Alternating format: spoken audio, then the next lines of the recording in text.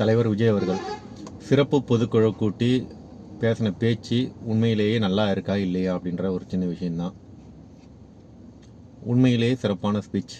அவரோட அந்த ஸ்பீச் என்ன காமிக்குது அப்படின்னா, நான் இன்னும் அந்த நாகரிக அரசியலையும் பண்பாட்டையும் தான் கடைபிடிக்கிறேன், அநாகரிகமாகவோ அல்லது அவதூறுகளையோ பரப்ப நான் தயாராக இல்லை என்பதை தெளிவாக சுட்டி காட்டுது. ஏன்னா அவருடைய பேச்சில் எந்த ஒரு வன்மமும் இல்லை, டீசெண்டாக அவர் கேட்ட கேள்விகளும் அவர் கேட்டதாக அவர் சொல்லலை.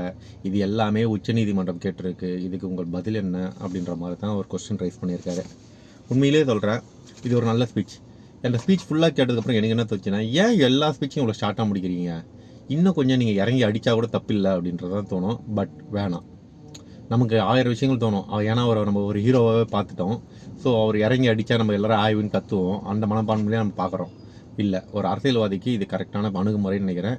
இந்தியாவை, தமிழ்நாட்டை ஒரு புதிய அரசியல் பாதையை நோக்கி ஒரு தலைவராக கொண்டு போகிறாருன்றது என்னுடைய கருத்து. உங்கள் கருத்து என்ன அப்படின்றத கமெண்ட்டில் சொல்லுங்கள். தேங்க்யூ.